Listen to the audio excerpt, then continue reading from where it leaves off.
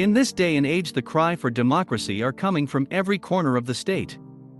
Like other Cossacks and loved freedom, that's why the guys changed the name to a more complicated one to avoid confusion with the Cossacks of Polish sovereigns. The year is 1641 and Alexander is standing on the island of Malaya Khortytsa, which is located opposite the modern Ukrainian city of Alexandria. Life Zinchenko is good, because 100 years ago the netizens did not have a common center. The guys lived in the fields, and for the winter dispersed to the nearest cities like Kiev or fall tall. But now Alexander has a place he can call home, and that's important by freedom for the Cossacks and in the first place, even submitting on paper now to Polish and now to Russian Tsars. Like other Cossacks and loved freedom, that's why the guys changed the name to a more complicated one to avoid confusion with the Cossacks of Polish sovereigns. The year is 1641 and Alexander is standing on the island of Malaya Khortytsa, which is located opposite the modern Ukrainian city of Alexandria. Life Zinchenko is good, because 100 years ago the netizens did not have a common center. The guys lived in the fields, and for the winter dispersed to the nearest cities like Kiev or fall tall. But now Alexander has a place he can call home, and that's important by freedom for the Cossacks and in the first place, even submitting on paper now to Polish and now to Russian Tsars. The army, the Zaporozhye grassroots, spat on the instructions from above and did what it wanted on Alexander. Classic shirt and trousers perfectly reflected in films and books. Also Zinchenko, like any other networker, does not states wore a pocket watch, and it a rarity because at the time they were available only to the rich. Remember how we talked about democracy? Cossacks did not particularly respected wealth, and as a rule distributed the spoils almost equally. There was a lot of booty from the campaigns, so that a wristwatch on an ordinary Cossack's wristwatch was common.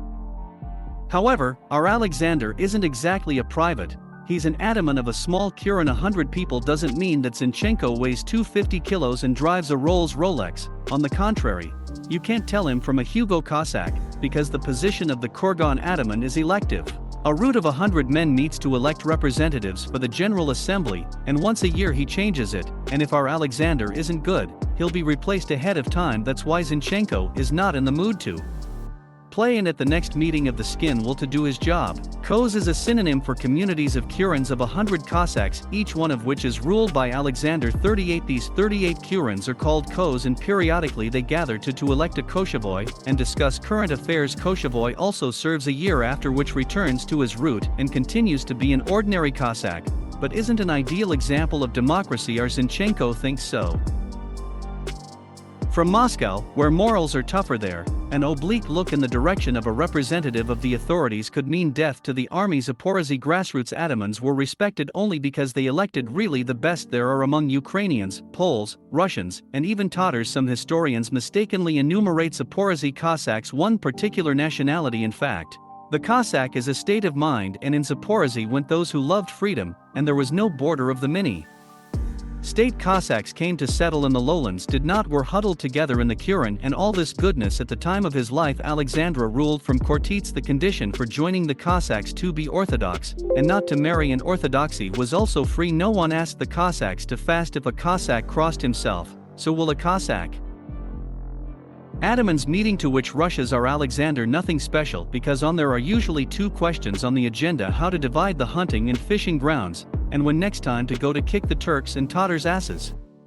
The latter is a key function of the Zaporozhye Cossacks. A glance at a map is enough to understand that at the time, Russia and Poland from militant Turkey and Crimean Tatars separated territory. Zaporozhye army in and for such protection from the raids of the Turks, rulers of the world, or with the existence of the state of the Cossacks under the side, and the Cossacks in their turn constantly made raids on the Crimean Tatars, or on the Turks, not letting them relax and collecting excellent booty exactly by planning the next raid. And after that, eggs are Alexander. Zaporozhye free people, and in general any route, could go to the campaign on their own. Well, and large sorties were discussed at the council atamans, and were carefully planned. Our Zinchenko's idea.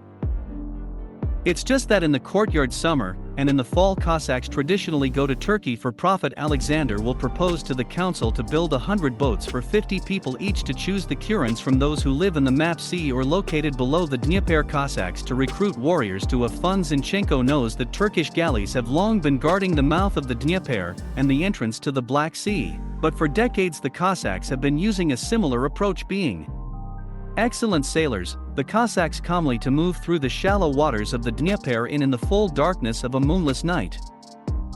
The Turkish boats on guard even when they see the Cossacks are afraid to shallow and chase them, and then in a couple of days of rowing, it is possible to land in the SI field Burgos in a few days to gather the loot as much as the ships will carry and calmly return home. Cossacks rarely made clear plans as to how and what exactly to do. Everything was decided on the situation by the ataman who had full power during the campaign. Our Alexander plans to get one and on the spot will decide when to retreat, because sometimes the campaigns are unbelievably successful. For example, Hetman Sergei Dakny calmly seized the present capital Varna, Bulgaria, and took 180,000 gold pieces of loot. The campaign against the Turks will be approved by both the Koshavoy and other atamans. For robbery was the main source of income of the Cossacks, trade was almost non-existent, and farming served only as a means to satisfy hunger. However, history knows that the Zaporozhye Cossacks were good at tobacco growing and even winemaking, although these things were engaged in non-Cossack mercenaries on the march. Alexander, as well as any Cossack, would eat breadcrumbs to boiled millet, and only on their return the guys will arrange a feast with a burner and all the consequences. For alcohol and debauchery only at home. If our Zinchenko sees any of the Cossacks are drinking during a military march, most likely that Cossack will fly overboard of the ship, and no one will mind. Discipline was not strict, but it required the observance of certain orders. The success of the raids above everything. Of the other details, a couple are worth dispelling. Myths. The first has to do with illiteracy. Cossacks' history likes to paint them unwashed barbarians killing people. In fact, our Alexander, like almost any Cossack, received a good education. Remember, the children of Taras Bulba knew ancient Greek and armor. Almost all Cossacks sent their children to study in the seminaries of nearby cities, and those who came to the Dnieper in search of freedom, warriors who wanted to become Cossacks, were almost never aggressive hunger strikers. More often than not they were like our Alexander Zinchenko, who was a military man, but just tired of the madness the monarchs around too, and perhaps the main myth, that letter to the Turkish Sultan depicted in Repin's painting. Most historians are inclined to that in reality such a letter did not exist, if only because almost every province had their allegedly real versions of what Zaporozhye Cossacks wrote the Sultan in. In fact, everything was much simpler. Firstly, Cossacks had a good sense humor, and secondly, as you already know, with Turks they do not have very good relations, and especially Sultan Mehmed IV, to whom, according to the legend, the very letter the Cossacks were so stuck in the Sultan's ass of the Sultan that in 1674 he sent to the Crimea with 15,000 selected Janissaries, who joined with 40,000 Crimean Tatars, and went to Zaporozhye in the winter along frozen rivers. To their misfortune returned not many Cossacks, brilliantly defeated the Turks, and the next summer they organized another punitive campaign. To revenge this campaign, the Cossacks accompanied with a mocking letter that the Sultan was not chivalrous in his sneak attack. The Cossacks said in advance that they would attack. In general, the Cossacks wrote letters to many people, but the vast majority of them seemed very serious, and in matters of politics Zaporozhye army was very restrained, which is why they lasted as a state for 3 centuries. Modern history draws our Alexander Zinchenko and other Cossacks something like the horde nomads. That's partly true, but only in terms of state borders, which the Zaporozhye army never. And in other respects the Cossacks are more like Vikings and European knights. From the Vikings the guys took the warriors' traditions of seafaring and a rather stingy appetite for farming and industry. And with the knights, they had a mindset and tradition in the family. Of course it's not without its ugly side, as individual Viking bands could burn entire cities, and the Cossacks sometimes overreached their regiment. They could ruin merchant caravans. May have agreed to help Poland's military campaign in Sweden, and ended up accidentally sacked the Russian city of Vitebsk. Our Alexander's life is all war and fun, considering what times were like.